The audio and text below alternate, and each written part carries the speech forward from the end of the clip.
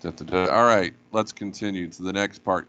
Okay, so now we're going to get into some stuff that maybe is a bit more broad or abstract or academic, and different people have different maybe levels of knowledge of some of this stuff. So just yeah, again, elaborate as much as you can.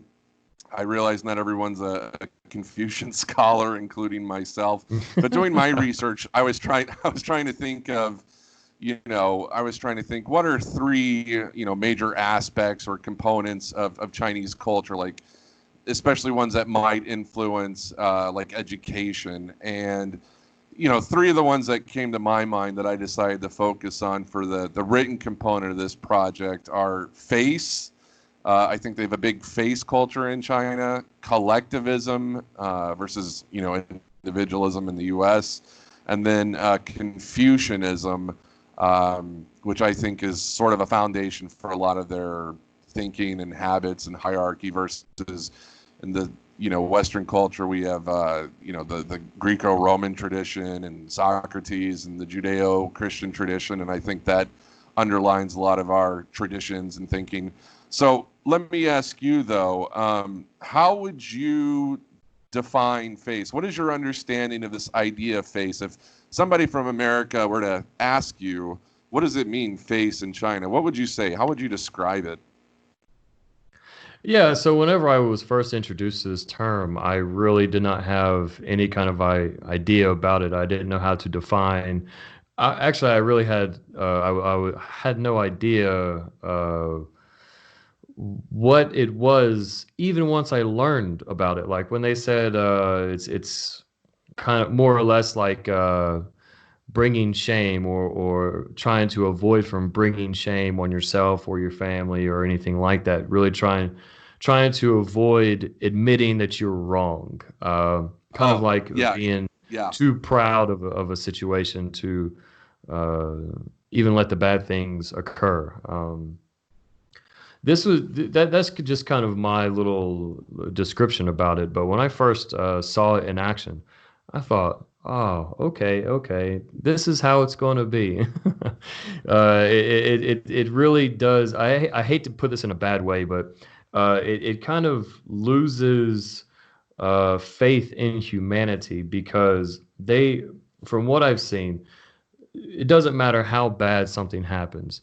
They are more than willing to save face than try to reconcile any kind of situation. And from my understanding, reconciliation is probably one of the cornerstones of humanity progressing.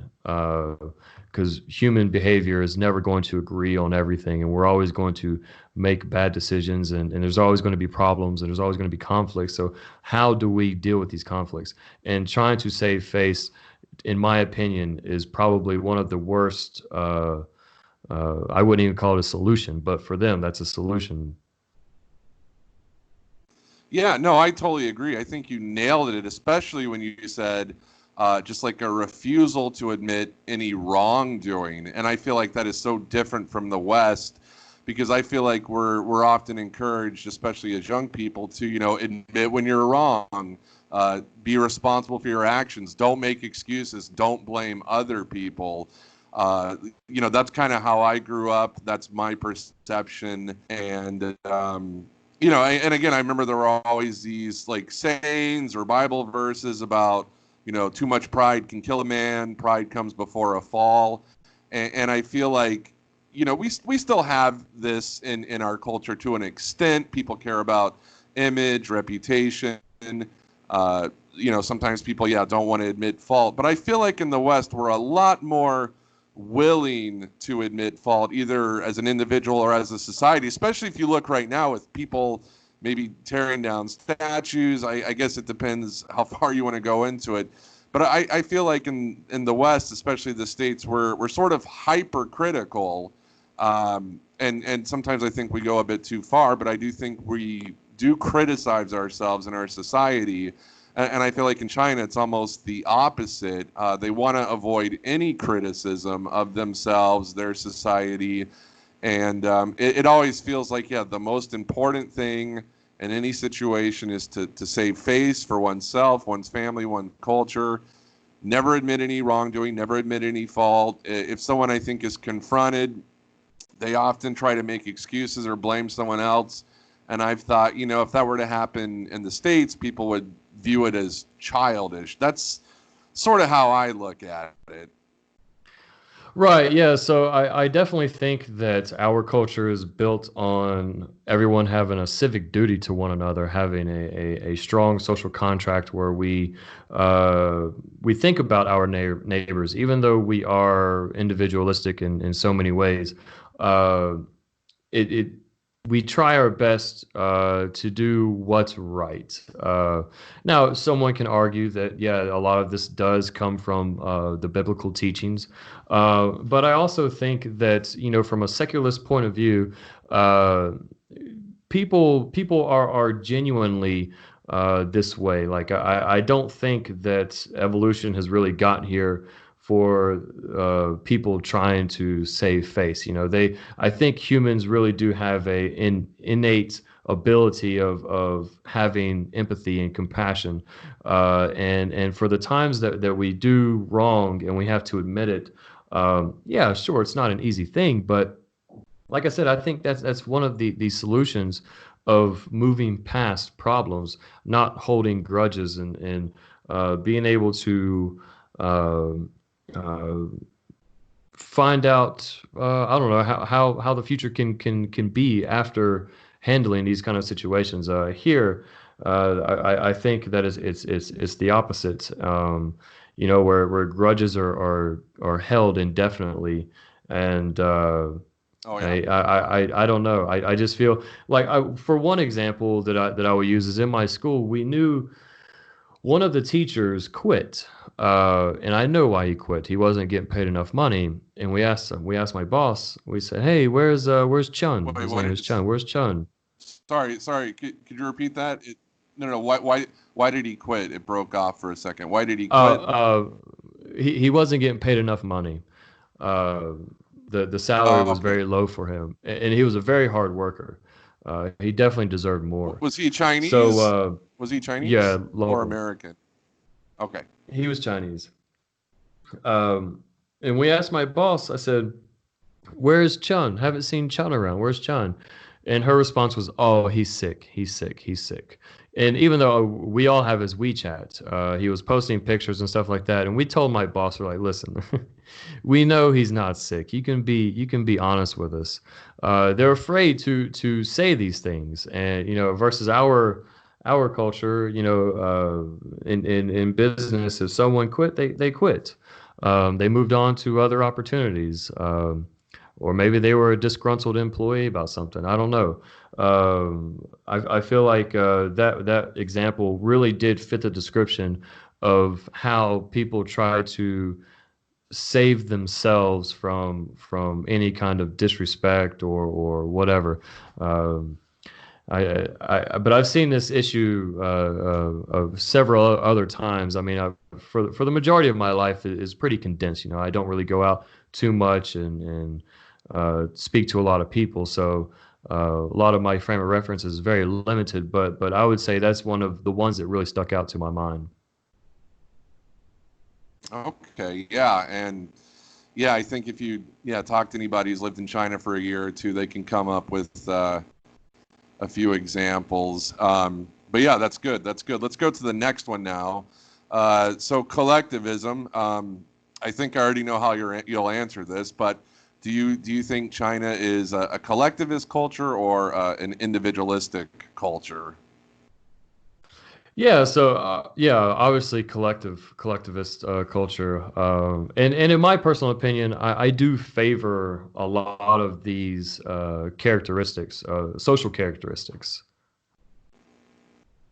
Okay. Can you elaborate on that a bit? Like, how do you think China's collective compared to the U.S.? Like, what do you see or what have you experienced or observed that's led you to that conclusion? How do you think it's different? What do you think are maybe the positive aspects, etc.?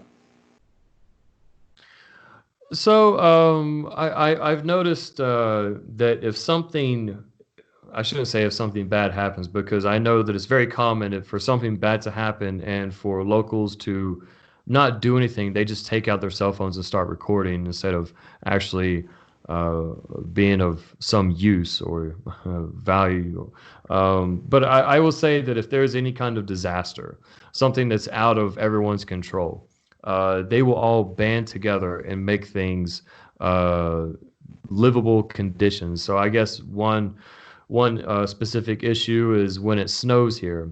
Sometimes we get a lot of snow, and I've seen videos from all different areas where locals get out there and they clear roads, they clear pedestrian areas, they clear so many things for the overall good of their community. This is something that we do not see in our country, or where I'm from. I would say that if something like this were to happen, people would wait for city workers to come out and get it taken care of. Now, to our argument, that's kind of what their job is, to be a public utility. But Right. I guess considering if they don't really have that here, what else do they have? They have themselves. So I think that I like how they are more than willing to come together for a common cause. Uh, this is something that I do think that we could adopt in our society, especially during times like this where maybe there's a feeling that a certain type of group of people are against another type of group of people, or I think that this really is helpful of their collectivist nature. Now to react to that, I think again one of the major differences between China and the United States is, I'm sure you'll agree, everybody in America, one of the popular words these days is diversity everywhere. Whereas in China, I think they talk more, or they may not say it, but I think they are less interested in diversity for its own sake, and they're more interested in unity and stability. Oh, absolutely. They could care less about diversity. I don't even think they want diversity. They are very comfortable with telling everyone that they are Chinese. They are proud to be themselves. They don't want to be inclusive. They don't have any desire for diversity. And I've actually heard stories where a foreigner would marry a local. They would have a baby, and once that baby gets to about 6, 7 years old, there are characteristics where they can distinguish that, like, they are not pure Han blood, and and a lot of locals really do reject that child simply because they have mixed race DNA, and this is a very prominent thing. I mean, if let's say if a woman has a baby with a foreigner for some reason, let's say she has to move back home, let's say they have it in another country, they move back home, and then she wants to find love, like they have to get a divorce, whatever the situation may be, the a Chinese man, it will never accept another baby from another man, like to take care of another baby from another man, or more than that, a foreign baby. That's almost like a disgrace to them. So I feel like they do not care anything about diversity. At face value, it may look like it, but no, that is not true. Right. And yeah, good points. Whereas, I think Americans are a bit more altruistic in that, for example, lots of American couples have adopted Chinese babies, for example. And I think there is, a big difference in our character and their character, especially in that respect. And again, I think whether a person is secular or religious, I do think some of these sort of sentiments or notions or values we have do come from some of our religious heritage. So even a lot of secular people I know in America will have, maybe they don't believe in God or go to church, but they still might have quote unquote Christian values, and I won't necessarily find those in China. And I think that's kind of interesting, and one major difference. But I want to ask you again on the subject of collectivism. I think one of the big differences also is just in terms of thought and thinking. In America, we have, different political parties, different ideas. We have, mundane things like if a movie's good or not, to things like, religion or especially politics. And we have a lot of different opinions and diversity in thinking, whereas I feel like in China, the majority of people on the same page ideologically, and there's a lot of similarity and uniformity in their thought. Would you agree? Yeah, absolutely. There's really not so much disagreement about these bigger issues that you mentioned. I can't say that it's true. Like I believe that a lot of people do have disagreements, but they don't really discuss them. They don't really they're not open about what they feel. Now maybe maybe that's not true. It's just my lack of understanding. Whenever I do see people talking, people try to include me as much as they can, even though I don't really speak a lot of Chinese. But I think, especially when it comes to politics, yeah, everyone is in agreement, or in agreement in public, I should say. Now, I can't say that they are willing to discuss them face to face with another person, but if they know that another person is neutral in a way, like such as myself, they will tell me. They will say, our country is not heading in the direction that we want to. But I doubt that they will say that to another local person, because they know that there could be some implications involved. And I guess the area that I live in is real big in government. I live in a community full of government officials and stuff. So I do feel that there is a bit more pressure whenever they do talk about these type of things, or at least where I'm at. Um, but yeah, the mindset of collectivism, and it's true that they don't really expand on too much of different types of thought. Their thought process is kind of, I shouldn't say linear, but it's definitely congruent with everyone else's. Uh, Whether that would be, you could even look at their style of fashion, and it all looks the same. There's doesn't seem like there's Yes. any real free expression of anything. So I feel like their thought process is really ingrained into their culture. It has nothing to do with individualism at all. In my opinion, this is my opinion.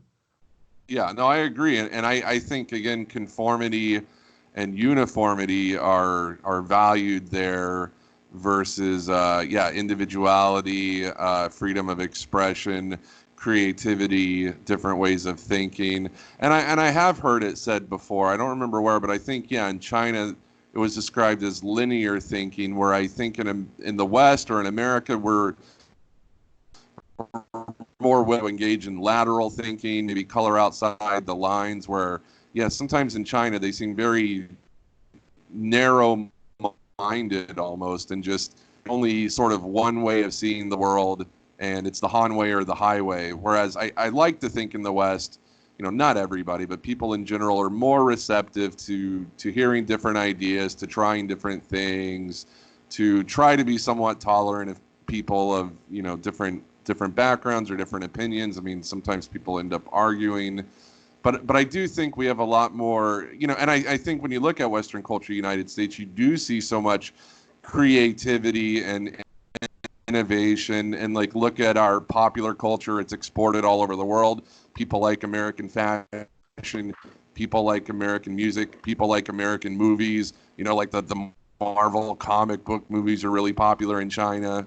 And I think that's partially because of our thinking, our creativity, our originality, our innovation.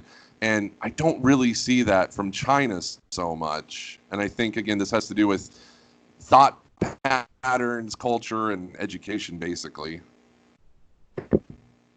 Yeah, I would agree to everything. I would agree to all of that. Absolutely. So, yeah, when I look at it, I look at, they both have their advantages and disadvantages. Yeah, if there was a way that we could sort of just adapt all the advantages from each and somehow jettison or discard the disadvantages, that would be nice. But I don't know if that's possible or not. Anyway, let me, you know what I mean, just take the best of both instead of one or the other. But let me stop here, and then we'll resume and go on to the next section. Sounds good.